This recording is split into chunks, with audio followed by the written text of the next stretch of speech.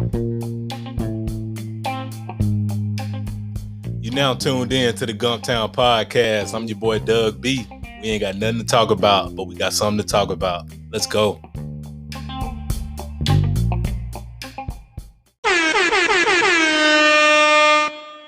Good people, good people, good people. Welcome back to the Gumptown Podcast, episode 23. I'm your boy Doug B. If you tuned in to this podcast, thank you for your time and your attention. I really appreciate you giving this podcast a shot. Before we bring on today's guest, we got something to talk about. Let's take 5 minutes to talk about fitness. In particular, I want to talk about one aspect of fitness that I've been able to implement in my journey.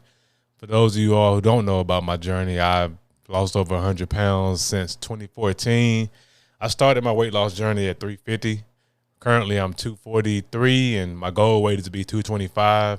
I'm going to get there. I've been playing around, been fiddle-faddling with that goal for the past 5 years, but I'm locked in, committed, dedicated, ready to knock it out. But let's talk about fitness. And the most important aspect of fitness I want to start with, something that's very practical, is drinking water, getting that water in. Water is so important. And I'm speaking from going on the internet and find these facts, and I'm also speaking from experience, man. Water is the best thing to drink first thing in the morning. Number one, it flushes out the toxins that's in your organs. Number two, it gives you an overall energy boost. It gives you a clear mind. It gives you just some good, clean energy. And I know right now the big thing is energy drinks, and everybody's all on the coffee and stuff. But, man, your day should start with water, man. Water is so pivotal. And how much water you should be drinking, my thought process on it is, and there's no science to back it up, I believe a gallon a day keeps the doctor away. However, there are sources out there on the internet that state that the amount of water you drink should be half of your body weight in ounces. So if you weigh 250, you should be drinking 125 ounces of water. So you can choose however you want to do it. I just think it's important to get that water in, and a practical way to make sure you're getting that water in particular, 32 ounces of water. What I did was I went to Amazon and I bought me a 32-ounce water bottle, sports bottle. I fill that thing up before I go to bed. And when I wake up in the morning, hey, first thing I do as I get up and say my gratitude and, I'm grateful for the day, thank God for the day, I drink my water, all 32 ounces. And it gives me an energy boost. It gives me, I just feel like a clean slate, feel like a brand new person. A lot of times we sleep and we build up all that bacteria in our gut and our mouths and things of that nature. So, hey, that's my fitness portion I wanted to share with you all today. Get that water in. Start your day off with 32 ounces. A gallon a day, keep the doctor away. However, studies say that you can drink half of your body weight in fluid ounces. And, hey, fitness, man. Fitness is important because without fitness, all our goals mean nothing. If we're not in shape, if we're not taking care of ourselves and getting to the best version of ourselves health-wise, nothing else matters. Health is wealth. And appreciate you all tuning in. And, hey, that's all we had to talk about. Let's get on with today's guest. I met T back in 2018 when I became a member of MA Fitness Gym.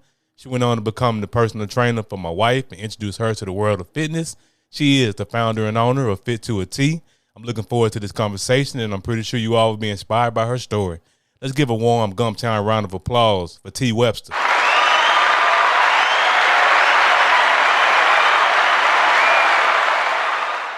T, how's it going? It is going amazing. How are you, Doug? All is well. All is well. First things first, I want to thank you for taking time out of your schedule to chop it up with me. I really appreciate it. It is my pleasure. Thank you so much for having me. Yes, ma'am.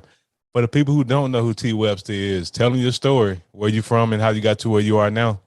Oh, God, how much time do we have?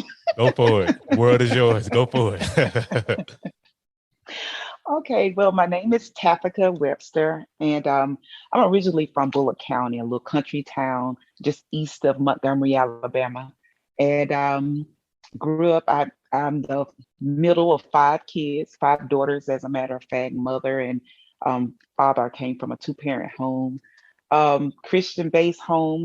We grew up in the church, singing in the choir, ushering on the usher board, just doing all things that growing up in the church, we, usually does. And graduated from high school, Bullock County High, what we are known as the Baby Hornets, of course, and left there and moved to Montgomery. Went to Auburn University at Montgomery. I didn't graduate from there, but I did attend school there for a little while. And from that point, my life just kind of um, went from here to there for a little while till I got my footing um, in the legal field. Mhm. Back in 2000, I was hired on with the law office of Dwayne Neal Brown as at that time I was just his secretary, and um, I worked there with him for almost what about 18 years, I would say. Yeah, about 18 years, I think 18 or 19 years. Well, no, about 18 years. And then I moved on to be his paralegal and, work with him. Um, and um, in the midst of working there, I started my fitness journey in 2014.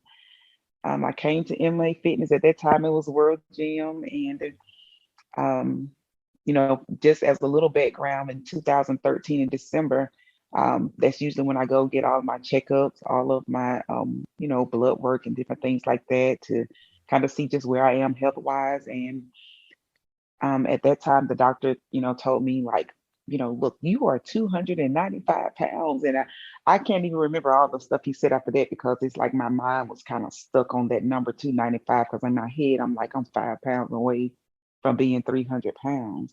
Mhm. And at that time, I was like, oh my God, I'm saying to myself, what am I going to do? And I remember my husband was asking me, what do you want for Christmas? And I told my doctor at that time, I was like, he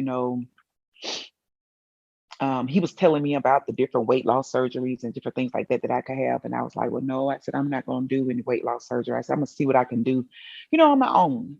Mhm. And in doing that, I told my husband that all I wanted was some gym clothes, a gym membership, a personal trainer. And I told my doctor, I was like, when you see me a year from now, I'm not going to look like this. Mhm. And so from that birth, my desire and my passion for fitness. As a sidebar, I want to say this that I've always had a passion to help people. Mhm. Being a paralegal, being a secretary, being an office manager, and things like that in my life, I've always been motivating people. That's something that I do. But I found it, Hey, and I know that most people don't understand that, but I literally love what I do. great story, great story. So you came from Bullock County, moved up here, and you went to the doctor, and that's where it started. Well, you say you always had a passion for helping people, and getting into fitness. It allows you to transition out of the paralegal world into the fitness world. And Mhm. much respect to you for taking control of your health when you got that news from the doctor, because a lot of times, especially in our community, we don't value our health. We really take it for granted. And You're you go to the absolutely, yeah, you're absolutely right.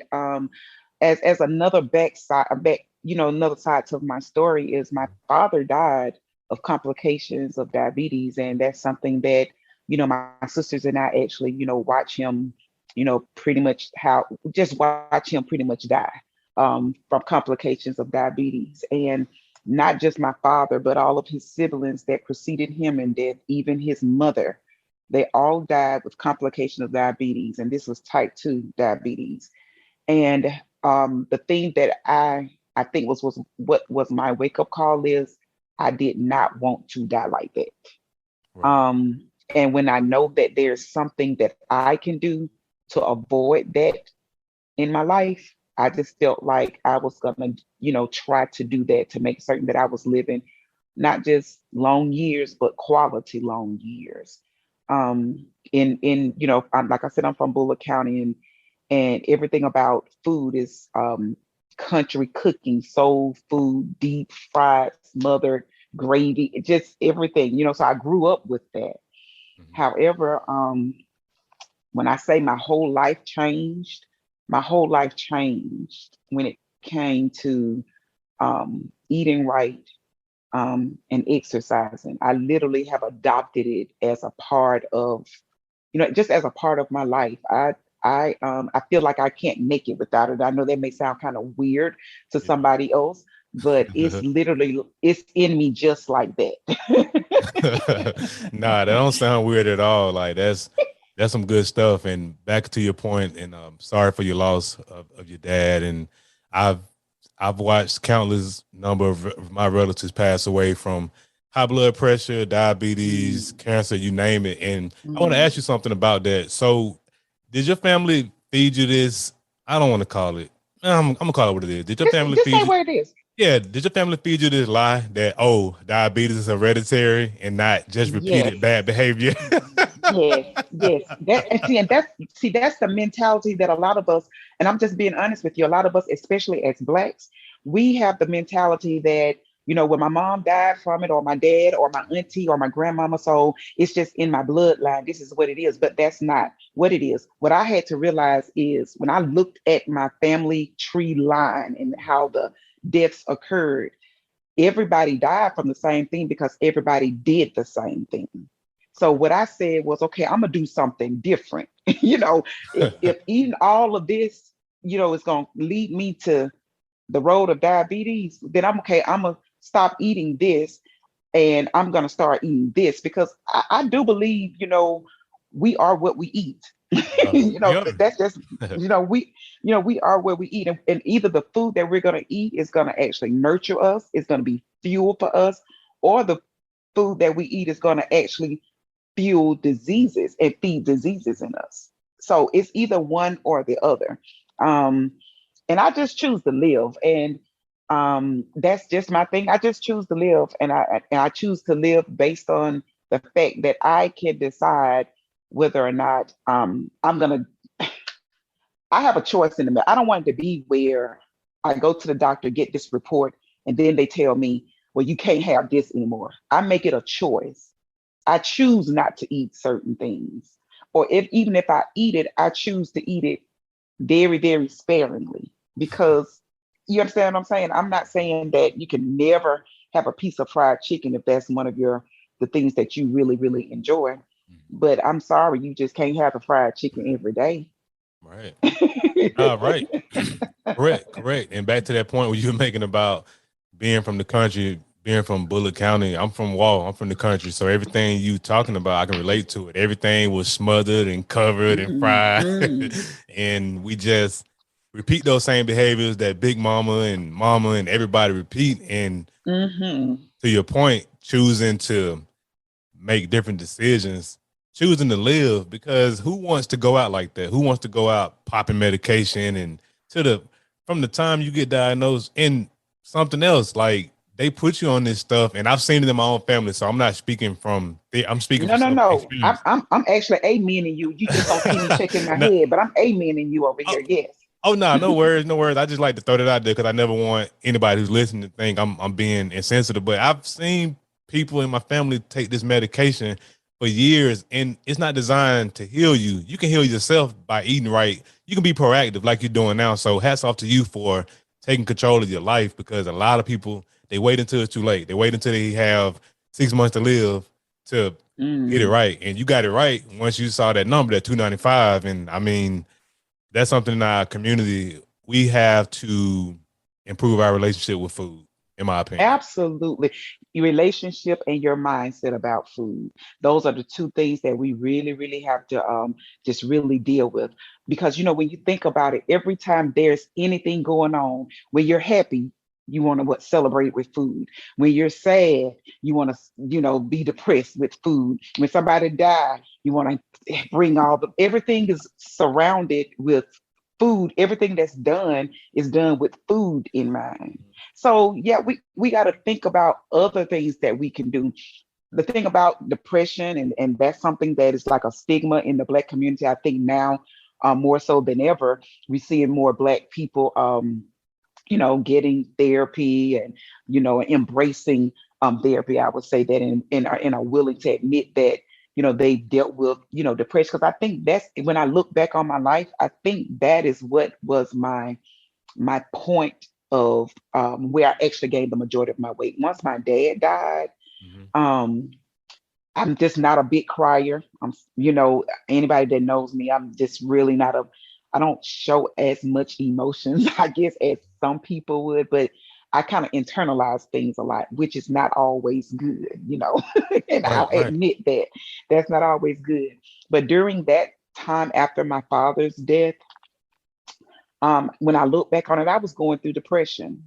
Mhm. But depression didn't look like what I thought depression would look like. I thought depression was when you're sad, you're staying in the bed all day, you're not, you don't have the wherewithal that you want to even, get up and no motivation to do anything. That's what I thought kind of depression more so was, you were crying and, just really just sad. But when I look back at it, I was depressed. I got up every day. Yes, I got up every day.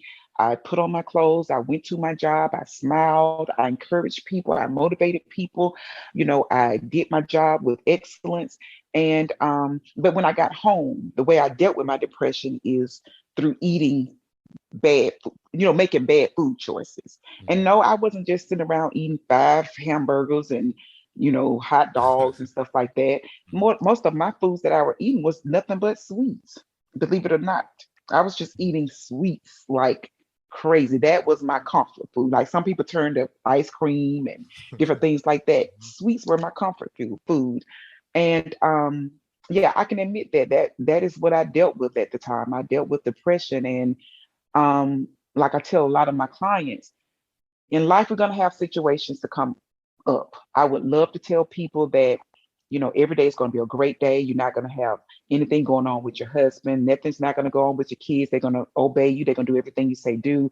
Your job is going to be amazing, that you're never going to have any issues on your job, that everybody is going to do their job to perfection and you're going to do yours. But there's going to always be a situation to come up to try to, to kind of knock us off our block, or Mhm. to kind of throw a little monkey wrench in things, or even to try to even bring about depression upon our lives. And the thing is, what I tell them is, we know what we did to get to this point that we're in right now. When I say the point we're in right now, the point where I was 295, I knew exactly what I did to get to that point. So if eating the cakes and little Debbie's and the cookies, Mhm. if that is what I did during that particular time, that I got to try to do something different if I want something different. Right. You and I both know the definition of insanity is doing the same thing over and over again, expecting a different result. There is no way you can eat the way I ate growing up, the way you ate growing up, and Right. expect to lose weight. There's no way you can do it. It just doesn't work that way.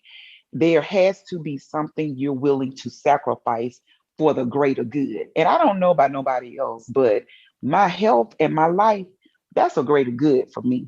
Mhm. Right, right. Health is wealth. Seriously, like Yeah, health is wealth, no doubt about it. absolutely. Nah, that's great. That's awesome because and hats off to you for making it through that storm. And I'm not the person that's ever gonna tell anybody how to cope with losing a loved one. And when your dad passed away, you went into that depression, but you got on the other side of it. So hats off to you because I know it's I mean, I've gone through loss of loved ones. Depression is real, and getting to the other side, I know some people they decide not to live on once they live Yeah, they lose a loved one. So I just want to commend you and give you your flowers for um, getting through that storm and taking control of your life because you could have easily decided otherwise. And whatever anybody decides, however anybody decides to cope with it, I'm not the person to judge them either way. But I just want to commend you for making it absolutely. through. Absolutely. Thank you so much. Yes, ma'am. Yes, ma'am. Let's transition into fit to a T. Mhm. What products and services do you offer outside of personal training, of course? Okay, well, of course, I personal training, group training, nutritional coaching, and accountability. I'm an accountability coach. Okay. So with the nutritional coaching, if you are a client of mine, even if you're not, I provide customized meal plans. These are not meal plans that I have somewhere stashed. Just saying, okay, yeah, this person could possibly use this one. No, what I do is I get your body. composition. That means I'm gonna know what your body fat is. Need to know what your height and your weight is. I want to know how old you are, and then I need to know what your goals are. And I put together a meal plan for you based upon what you're saying your goals are, and based upon your training regimen. So that's one thing that I do outside of just personal training. In addition to that, I do provide accountability. I'm an accountability coach. So, and I'm big on accountability because I know for myself that I wouldn't have gotten this far on my journey had I not had somebody holding my feet to the fire. Mhm. And that's what I try to pass on to others in this, who are on their journey as well. Um, you gotta be accountable to somebody. Mhm. It works better. Some people can do it without having a trainer or anybody to hold them accountable. Some people can. The average person though, Mhm. they need somebody to motivate them. They can start it, but eventually their own personal motivation is going to fizzle out. And, that's what I try to do. I try to continue to motivate and inspire and push people, um, into the place that they're wanting to go. And it's not just simply with just fitness. Mhm. I've had clients that wanted to go back to school. Mhm. And, for some reason, they may have felt that, they weren't, right, it's going to be so hard. It's going to be real difficult because I got this going on. I got a full-time job. I got a family and that kind of thing. And I'll never forget this one young lady. She was in one of my boot camps, and she was like, I'm gonna have to flip this tire, coach. And I was like, yes, you gotta flip the tire. And Right. she was like, but I don't think I'm gonna be able to flip it. I said, yes, you are. I promise you. And I was giving her the form, how to actually, get down. This is what you do, and we're gonna just flip it over. And when I tell you, when she flipped the tire, you would have thought she won $1 million. Nice. She was so excited about it because, in her head, it was like, I can't do it. I can't do it. Before she ever tried it out, now she was saying, I can't. I said, look, don't say what you can't do. We're going to do this. I know you can do it. Everybody else has flipped this tire. You have no issues that's going to stop you from flipping it. So let's go ahead and flip this tire. So, but anyway, to make a long story short, she came to me, I think like the very next day, or either she called me the next day and she was like, coach, she said, after flipping that tire yesterday, I was like, it ain't nothing that I can do. I'm going back to school. So it's bigger than just losing physical weight. Sometimes people are getting rid of weight of bad relationships, the weight of just of judgment. And sometimes the judgment comes from within themselves. So while they're losing weight, they're gaining confidence, and now they're feeling um they're feeling like themselves. They feel much better than what they ever, felt before. So I would like to look at it as I like to deal with the whole man or the whole woman. You know what I'm saying? Changing your mind. Because when you begin to change your mind and you know that there's nothing impossible that you can't that you can do, I literally believe that anything I put my mind to, that I can do. And that's what I try to teach them, that regardless, if you want to do it, you can do it. And it's not just about losing weight, but it's about starting your business, writing your book, whatever it is you want to do. I love pushing people. So when, I have this thing, I tell them, what's your vision for this year? Have y'all been writing? Y'all been visiting your vision boards and looking at where you are? I do that like maybe once a quarter or so like that with some of my clients. And I'm like, okay, so how close are you going getting to your goal? Where you are you working toward that goal every day? Every day you got to work toward that goal, just like you're doing. So it's bigger than just for me for just the weight loss, because it's a journey. Losing the weight is a small part of the journey. That's great. You said one key word in all of that really stuck out to me. Aside from all the other great things you said accountability, and Hmm. quite frankly, that's the most important, in my opinion. That's the most important thing you need to get from where you are to where you want to be. Because aside from fitness, like you were talking about, we all have goals, and a lot of people aren't happy where they are, and Mhm. a lot of the time they can't get from point A to point B because they don't have that accountability. Mhm. And hats off to you again for providing not just we just losing 20 pounds and I'm done, which no, you got your clients going through mindset training, you shifting their mindset, you teaching them about vision, teaching them about accountability, teaching them, quite frankly, to believe in themselves. Because a lot of people don't have anybody in their family, anybody in their life telling them, hey, I believe in you, believe in yourself. Like tap into that power Absolutely. within. Absolutely. Because the thing is, I told you from the beginning, I've always been great with pushing people, with motivating and, trying to encourage, others.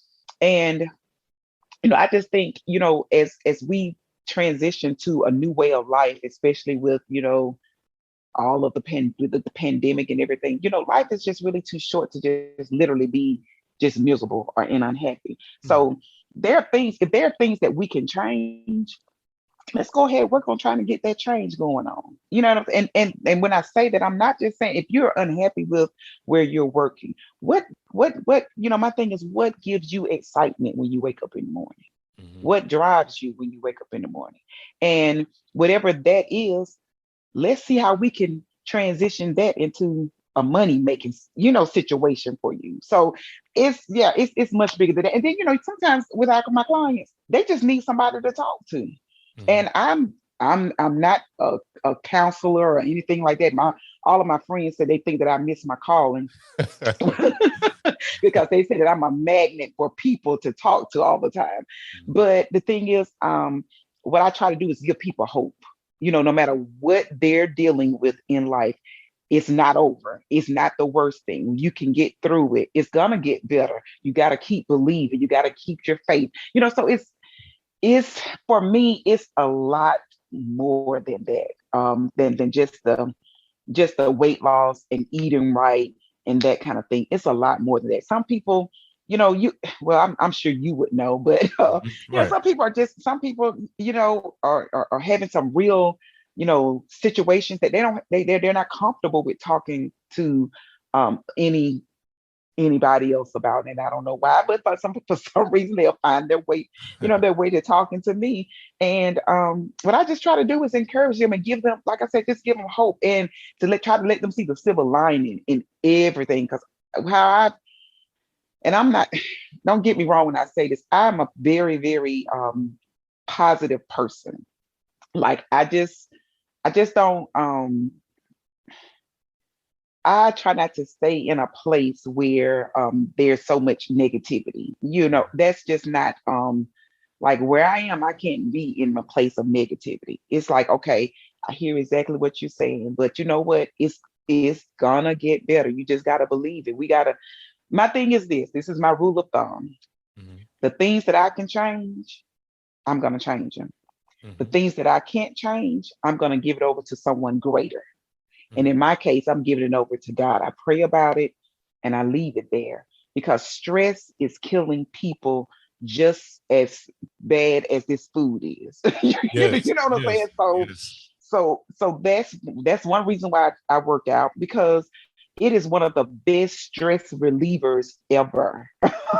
Right. And I just don't want to be stressed out. And I've shared this with my clients, quite a few of excuse me, as a matter of fact, how in all of the 47 years I've been on this earth, Mhm. these last 8 years, I feel like I'm living life. You know what I'm saying? Like I'm really living. Before, I just felt like I was, now I feel like I was just existing. Mhm. I was just going through the motions of of everyday life, doing what I do. And yes, I was doing it, to the best of my ability, but it didn't give me fulfillment like I was looking for fulfillment. You understand what I'm saying? Mhm. And these last 8 years, after leaving a very, very secure job, making excellent money. Mhm. I know I'm just being real, making Okay. excellent money to launching my own business, working for myself, I've had the less stress ever in life. Mm. That's some powerful stuff. And what you said about stress being just as dangerous as this food, that's 100% correct. Stress is Mhm. real, and working out is a great stress reliever. And Mhm. this gonna, in the last part you mentioned about your job, is gonna pivot right into my next portion of the podcast. Whenever I have entrepreneurs on like yourself, I always like to ask about three things: the aha moment, the action, and the audacity. So let's start with your aha moment. And so we'll combine the aha moment and the action into one question. So what sparked the idea to start Fit for a T? And how long after the idea did you actually start Fit to a T? Okay. Like I said, I was working, as a paralegal for, the office of Dwayne L. Brown. And just to give you a little background, we had two offices, one in Georgia and one here in Montgomery. And I was pretty much running both offices. Mhm. So, because Georgia's on Eastern time, my day with my phone would start ringing literally around 6:30 in the morning, dealing with work. Okay. Mhm.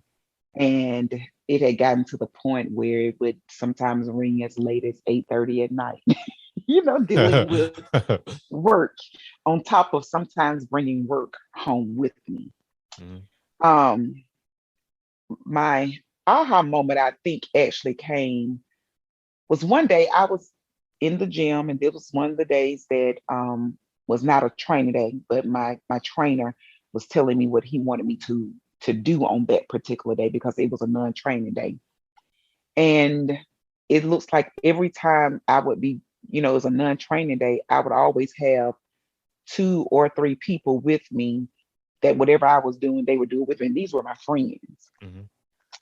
And I just sat down one day and I talked to my trainer and I said, I just love this. It's like I'm training already. And I was like, tell me about the business. How does it work? And what would I need to do? And that kind of thing, like that. So he was just telling me about the pros of the business as well as the cons of the business. The only con of it that I saw was simply that I wouldn't start out making the money that I was making at the law office.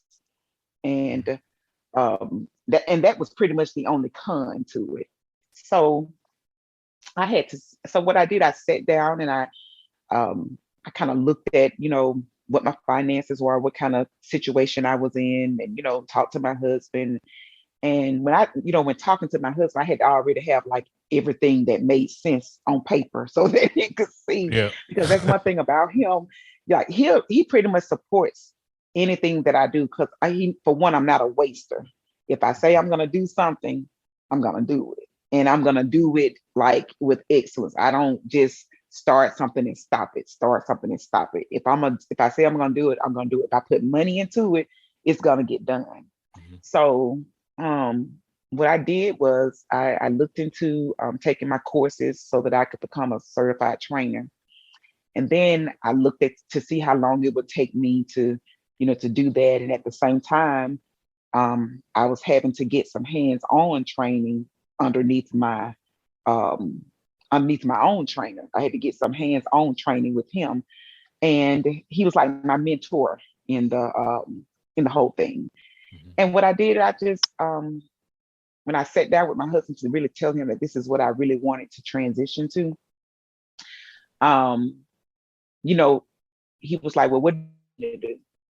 And I said, "I just need you to believe in me. That's all I need you to do is just believe in me." Because, Mhm. what I did, I told him, I said, "This is what my plan is." I looked at all of my, debts that I had, and Mhm. I was like, "Okay, I said, I'm gonna go ahead and start paying, looking at how I can go ahead and have these debts paid off within the next 2 years." Because I didn't like, even though I had this thought of what I wanted to do, Mhm. I didn't just quit my job and just went to that. What I started doing was I did my research, Mhm. on it first. And once I did my research, I got together a plan of action of how I needed to transition. I'm gonna be honest with you, my transition out of it, I wasn't gonna be as difficult as my bosses would allow me to transition out of, because we're just like family. And then on top of that, I know how dependent he was upon me for. I ran the office, I Hmm. mean, I Right. don't know anything else. I ran everything with the law office of Dwayne Brown. And I knew that he depended on me for a lot of stuff. So I was more so concerned about him in the transition rather than myself, because I knew it was going to be very difficult for him to find someone to like replace me. Hmm. And so what I did was I gave him a 1 year notice in January of 2017. I think it was 17 or 18. I gave him a 1 year notice. I'd already started my little training, but it was only part time. Um, had started studying for my certification, and I actually had gotten my first certification before I left, the law office. Hmm. But I gave him a year notice, and after 6 months of that year, I went to working part time for the law office and working full time in training. So I had 6 more months. So in December, that was my last that was my last month working there. And I went ahead and I resigned. I mean, not resigned. I retired early. That's pretty much what I Hmm. did. I retired early, and I mean that was my plan of action. I paid off debts so it wouldn't be a financial strain, on my husband, and that everything could pretty much still operate just as if I was still working there. I put, money, saved money, paid off things, saved money, paid off things, saved money, paid off things. That's kind of how I did the entire time, so that it wouldn't be any stress on my husband or anybody about finances. So I guess that would have been my aha moment, Hmm. and that would have been my the steps I took, and I didn't even come up with Fit to a T. One of the other ladies in the office that worked for another attorney, Hmm. I was telling her about what I wanted to do, and I said I just need something that says T, because I knew everybody at the gym called me T because people have a hard time pronouncing my name, and Hmm. I'm big on my name. Right. Right. Right. I'm real big on my name. Like it's Tafika, it's not Tabitha, it's not Tafaka, it's Hmm. not Tafika, it is Tafika. So I just tell people call me T for short. So I was like, I need something like a name that has T in it. And the young lady at the time, she was like, "What about Fit to T?" I was like, "This that has an awesome ring to it." So I was like, "Okay, all right, I'm gonna use that." So that's kind of how I got the name Fit to a T. So Nice. And you did it the right way, in my opinion. You planned, you actually prepared yourself to transition out of the 9 to 5 world into full-time entrepreneur that you are now. There's no harm, no foul in the way you did it, because you have people who do the extreme and they quit their jobs with no plan, and you prepared. And to be honest with you, that's the better route. Because like you said, absolutely, the key word you said, like especially if you married, because you don't want to put no yeah. extra financial stress on Stress. your spouse. Absolutely. Because, we were used to two really good incomes, Mhm. so I knew that, okay, and of course, I'm a woman of faith. I do believe that, God will bless the things that I put my hand to. And he has done just that. We haven't missed a beat or anything like that, but I told him I didn't. My thing was I didn't want him to have. Now, if I whatever I need for my business Mhm. financially, yes, my husband was there, could prepare, could actually invest in it, but I didn't want it to be that way. I just wanted to be where I could actually invest in this thing and actually still have money to allocate to the regular lifestyle that we basically live. And we haven't missed a beat. Um, Nice. nothing has ever gotten cut off. Nothing has ever been repossessed. I like, what I'm saying. We paid off debts and different things like that. So everything worked out. Everything worked out pretty well. I would say very well. And even with garnering clients and gaining clients and things like that, Mhm. God has been good. I just can't complain when I mean, I'm really blessed because he has actually sent some amazing people, my way. And I know that every person that I meet that is not by happenstance, that there's always some connection regarding something greater that is supposed to go on in their lives besides this weight loss thing. Mhm. I just think this is one of the foundations that actually help them move to that next level. Taking charge of their health and taking charge of your finances. It's like when you begin to have discipline, it just spills over in every area of your life. And I'm telling you, if you can have discipline when it comes to eating, because that's harder to me than having discipline with finances. Mhm. To be able to turn down food that you really want. you know Right. that's really hard. And but I noticed that when I began to have discipline um in the fitness area and in the nutritional area, that began to just spill over in all of the other areas of my life.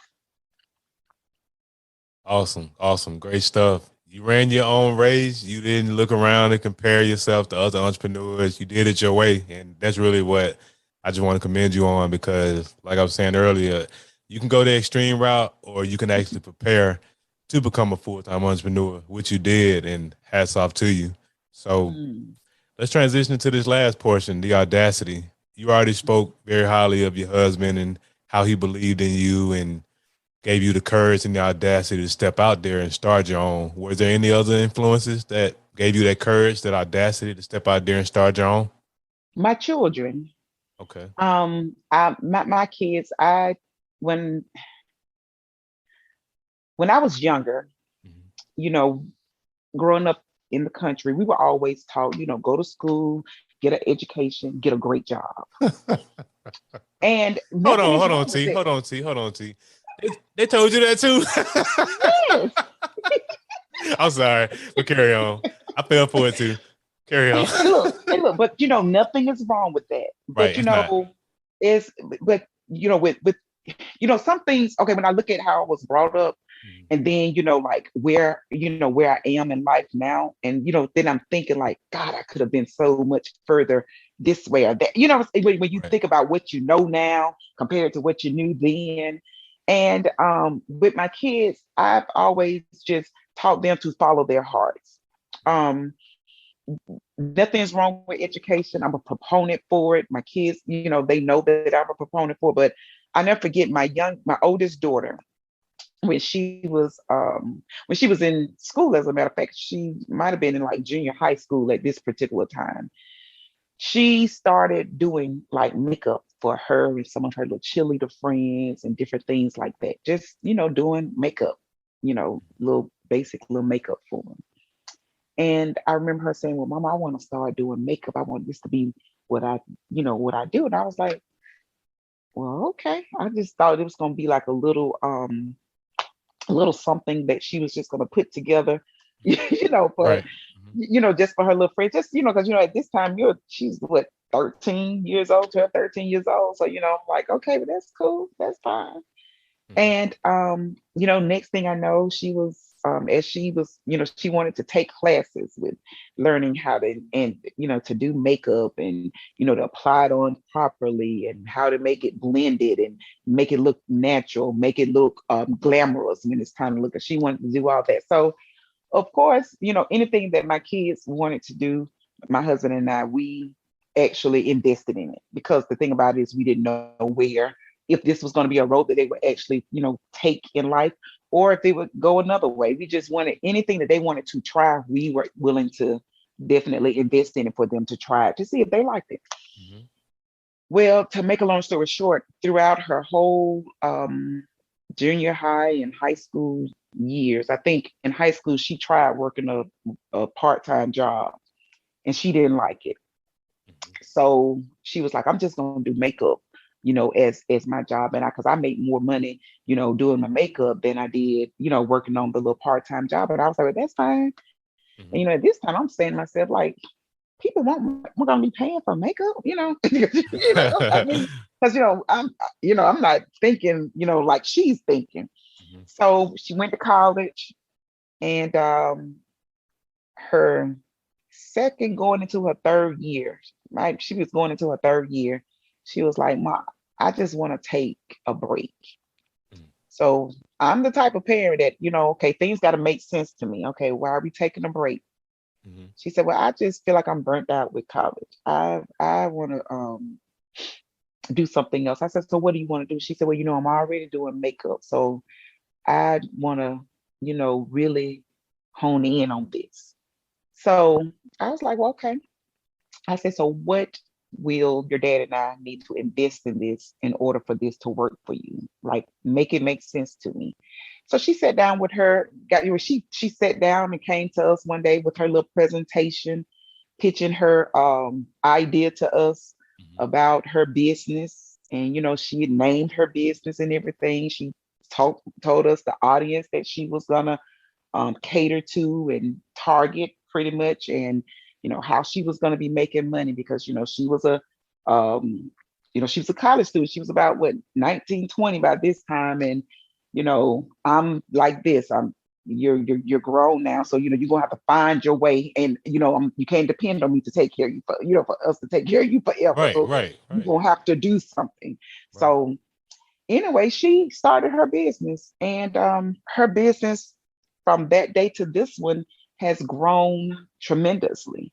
Mm-hmm. My youngest daughter, she wanted to do natural hair with braids and different things like that. She does that like part time now, but I'm big on pushing them to be what they want to be. So when it was time for me to say what I wanted to be and what I wanted to do, they was like, "Well, you can do it, mama. You've been telling us you can do anything you put your mind to. So you can do anything you put to." So my kids were a big part of pushing me and motivating me, because like then I was one that had to practice what I preached. Mm-hmm. And I'm big on that. I'm big on that even when it comes to my clients. I'm not telling them to eat right and I eat like garbage. I'm not telling them to train and work out and I don't do nothing. So they were my motivation. They pushed me. They I love sitting down talking to them, because they are so creative with their thinking, and they are so innovative, and they're always giving me ideas or ways that I can market ways, and they're like out of things that I wouldn't think of. So that's one reason why I love, like, when we sit down and we're like brainstorming and talking about business and stuff like that together, because they give me such great, input and insight when they're telling me about some things that they're doing for their own businesses. And I'm like, "Shoot, I can incorporate that in mine," and that kind of thing like that. So my kids are play a very big part in me stepping out and actually doing it. Because watching my daughter build a business from the ground up and seeing it be as successful as it is, um, it was, it was like a motivation for me. Like, man, if my little daughter can do this, I mean, surely I can. Right, right. Nah, that is amazing. And I really appreciate you sharing that and breaking that down. And what I got from you, what you just shared, you completely had I would like to call it a full circle moment. You started out as that person pushing your kids, and look how it turned around. They ended up pushing you. And Absolutely. that's powerful because, and I'm not a parent yet, but I've I know a lot of parents, of course, my parents, my grandparents, other people that are parents. Hats off to you and your husband for not stealing your kids' dreams, because it's very Mhm. easy to say, "Oh, I didn't make it. I didn't," because at the time you were not an entrepreneur. You could have easily That's said, right. "Oh, well, I've never started a business. I don't know anything about no Mhm. business." You can't do it. So I just want to once again just want to commend you and your husband for believing in your kids and Absolutely. putting out that good energy. And you're clearly a woman of faith, so I know you're very familiar with that scripture that talks about you reap what you sow. Absolutely. And Absolutely. you sowed good seeds to your kids. You sowed that belief. You sowed that conviction. They went out there and Mhm. started their business, and look what they did. They sowed that belief. Mhm. You reaped what you sowed. So that's Mhm. so great. That's off the chain, man. I love to hear stuff like this. Like this is this is so powerful. And like I said, I don't, I don't know, I don't know who's going to hear this, but if you listening and you a parent, empower your kids because you just never know how it's going to come back to you. And Absolutely. that's so amazing. Absolutely. And be open minded. That's my thing. And I know we gotta go, but just No, no, we be don't. open. Good. Yeah, be open minded.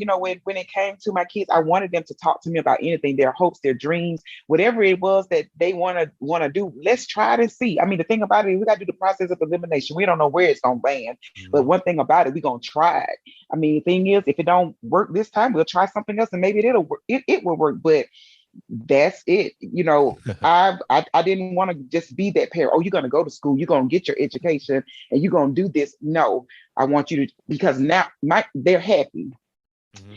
My kids don't mind getting up to go to work. My kids hustle. When I say that, they are some young entrepreneurs that don't mind putting in the work for their business. And when I say I'm so proud of them, I'm so proud of them that you know they didn't wait till I had to wait till I was over 40. Mhm. I waited Right. till I was over 40 to literally find my passion and to find pretty much to find myself. And Mhm. you would think that as a grown married woman with kids that I should have pretty much have found myself. But actually I hadn't. I tell you, I'm just living. I feel like I'm living. Right. I feel just like I lived when I was in my late teens, early 20s, before I had real responsibilities. Mhm. I feel just like that now. That's great. That's great. And to be honest with you, even though you said just been the past handful of years, you got it right. You found yourself. A lot of people go through life and they leave here at 80, 90 years old and they never find themselves. So the fact that you're able to find yourself when you did, it wasn't too late. And Yeah. that's great. And like you said, your kids are happy and you're clearly My happy husband and is happy. husband is Look, happy. he's not stressed out about money and different things like that. I'm when I say that we are blessed, we really are. Does that mean everything is perfect? No, it doesn't.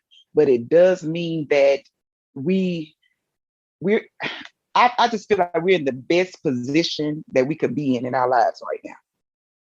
Yes, ma'am. Yes, ma'am. And during the pandemic, a lot of people were, just having very difficult times financially. I must say, I pivoted. Okay, you can't come to the gym. I come to your, in your living room on the virtual. You had to keep finding ways to make and never skip a beat. That's the thing. I, when I say God is good, He is good. Right, no I doubt. never skipped a beat with anything, like with nothing. Never skipped a beat. And for that, I'm so grateful. I'm so humble. I feel like I'm actually walking in my purpose. That I feel that there is even more that I gotta do, even with this with Fit to a T. There's even more that I've got to do, and I'm up for the challenges, and I'm excited about it. But I feel like right now I'm walking in my purpose. And I feel like I'm fulfilling what I'm supposed to be doing, at least a part of it right now. So That's awesome. That's awesome. So let's talk about vision. Fit to a T has you've done some great things with your company, and I'm sure you have some great things coming down the pipeline. Let's talk about those things you can talk about. What's long term? What are your short term, long term goals for the business? okay. Well, um, well for my business, I want to get to one of the long term goals I do have. I really want to create my own fitness app. That's something I'm Nice. kind of like delving into right now. That's one of the main things.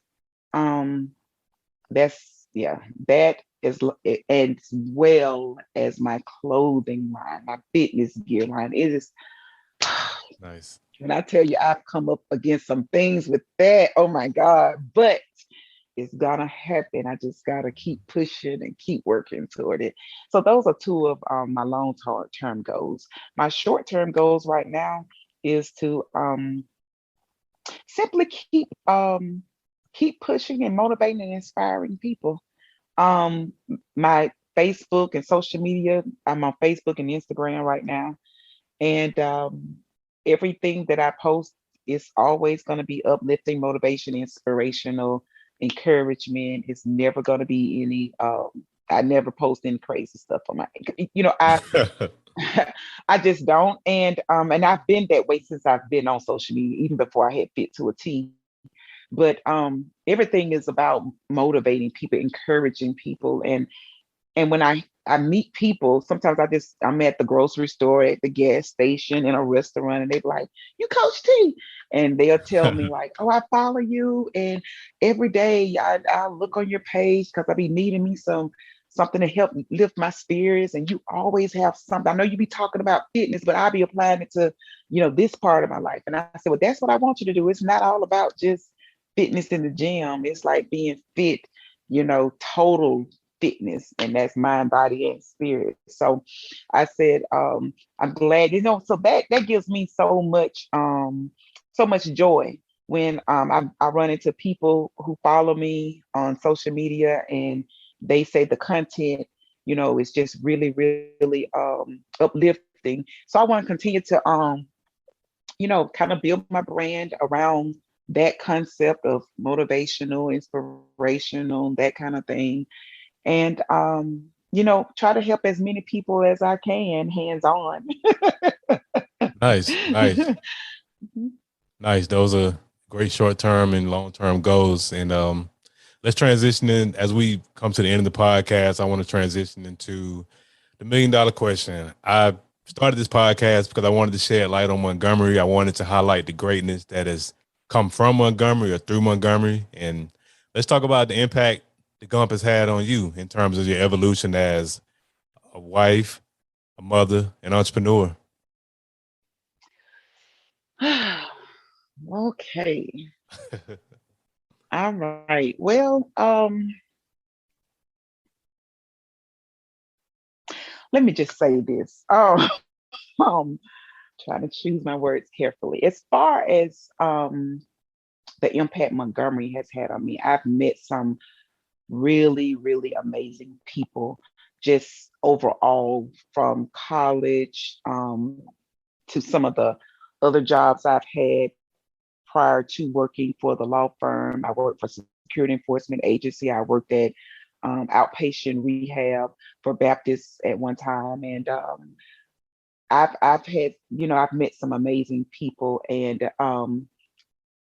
a lot of people that I've met, they've, whether they went to church with me or whether they worked on the job with me, they always, I've had a lot of people to just kind of speak into my life. Mhm. So in that, I would say that's the impact that that's one of the impact that Montgomery has had upon me. Working in the the legal field, I will say that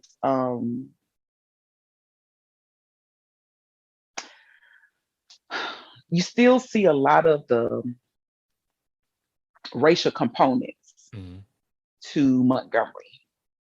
Mhm. Um, and, while we are in 2022, we do still see that, racism is still as prevalent now as it was, during MLK's time here.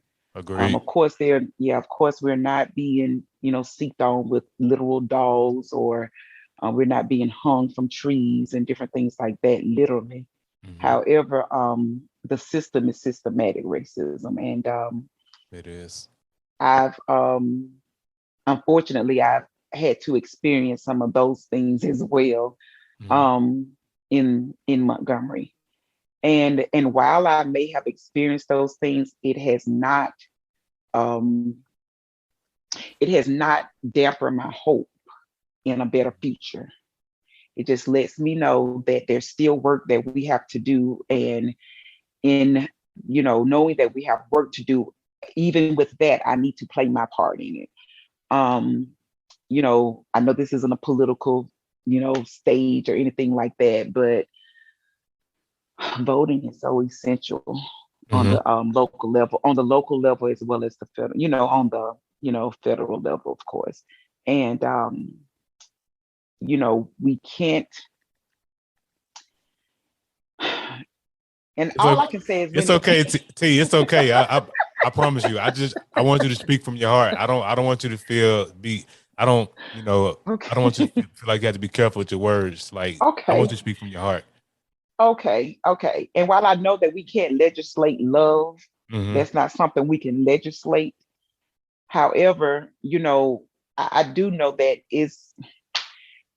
we've still got to kind of speak up against this racial inequality, like when we see it.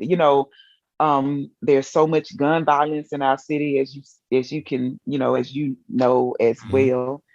And it's just that it's so much that has been, and I know it's easy for for people to say, well, the young people need to get jobs and put the guns down. But when I say racism has just really, and just being enslaved for so many years have just really set us back. It's almost like it's, as a people, as soon as we may learn about the game or how it's played, the rules always change to They kind of do. keep us, you know what I'm saying, to kind of keep us, kind of back.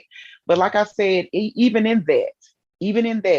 in um and I mean, my eyes really became more open to it while I worked at the law firm, because you see it like blatant um racist, Hmm. just you just see it, like literally. You can see it. It's like blatant and right in your face. Hmm. And unfortunately, the law, in the way that it is, it's just not for the people and by the people, as it states. Unfortunately, it's not. But even in all that, I still have hope that we still have a bright future. And I'm just believing that there are going to be more blacks who will begin to build businesses and to make businesses and open businesses, so that we won't have to look for um, those that are not like us to give us something. Instead, we can make our own table and have our own seats at our own tables. You understand Right. what I'm saying? Right. Right. And help to empower others to do the same. Right. So yeah, those are the impacts. So I've had the good and the bad, but in the end, I still feel my good outweighs the bad. It's just that we just got a lot of work that still needs to be done, because while I've had my kids are grown, that I still want them to be able to live in a world that does not judge you by the color of your skin, that does not put you in a box by the color of your skin. I want, if when they have kids, my grandkids, I want them to be able to grow up in a world, and that they don't have to fear that a police officer is gonna stop them, and that they might not make it home safely. All of those Hmm. things that you it's something else when you think about being a black person in America, man or woman. It's a tough thing. However, we can do it. We can. We We can can. do it. We can do it. We've gotten through worse. So I know that if our ancestors got through what they got through, there's definitely nothing that's gonna stop us. But the thing about us is we got to learn to work together, so that we can empower each other, and that we can build, we don't have to go and ask for anything from anybody else. We have our own. You understand what I'm saying? We got Hmm. to be able to support each other and lift each other up. And I'm not just saying support each other just in word. Support us in money. Support us with showing, giving us, helping us with resources, pointing us in the right directions. A lot of times people have awesome ideas, and these are great ideas, but a lot of times they just don't know how to execute. They don't know where to go to get the help. So when we are in position to help somebody else to level up or come up, then we need to reach back and help them. I agree, and I appreciate you touching on Montgomery from the positive aspects as well as the negative aspects because even with the good, the bad, and the ugly, you still have found that you've taken all that's been thrown at you and you've still turned it into fit to a T, and you're still doing great things, and Absolutely.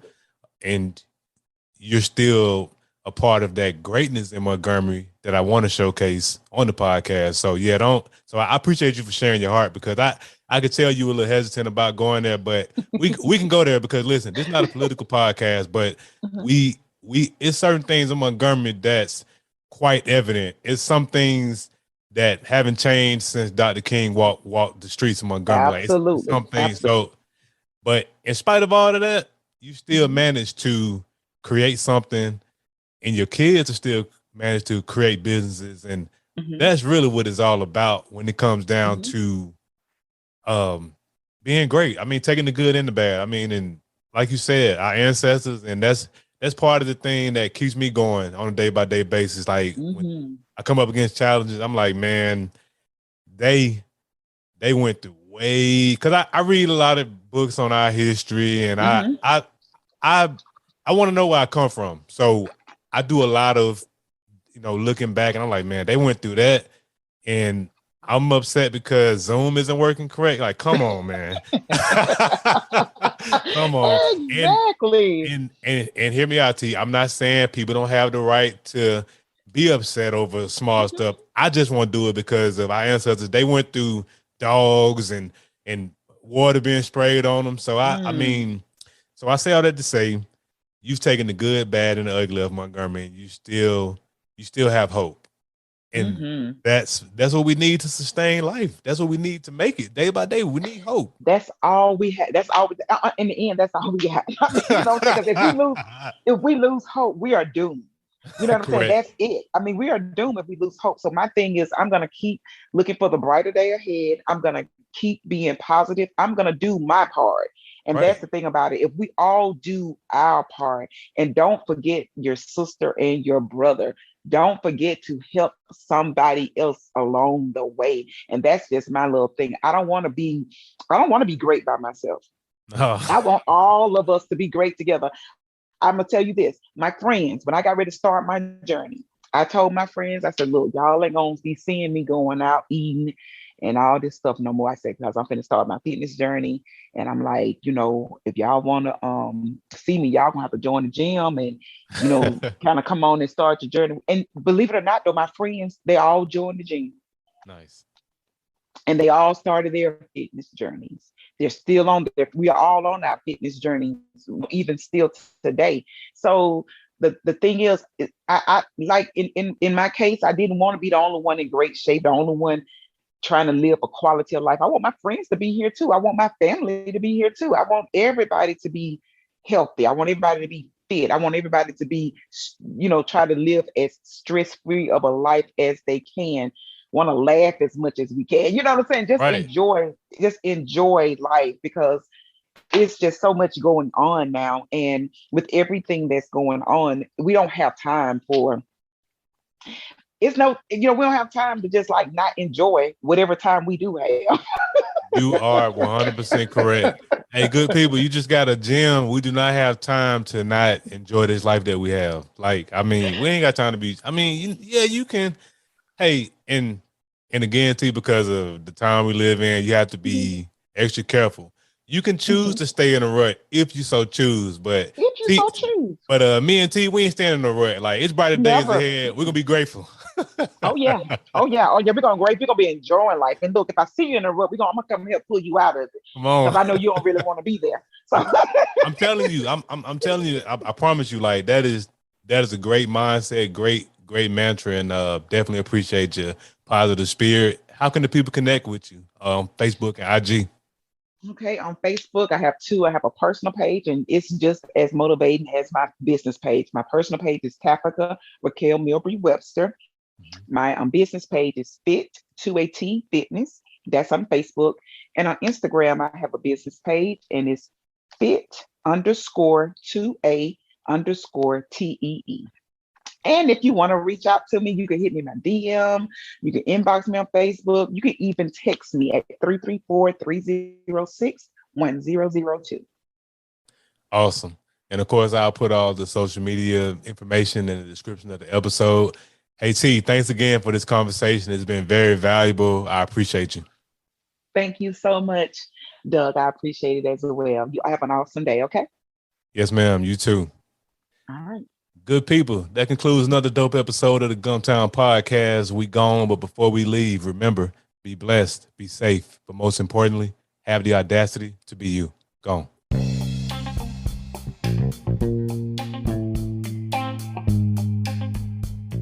Thanks again for tuning in. I appreciate your time and your attention. Until next time.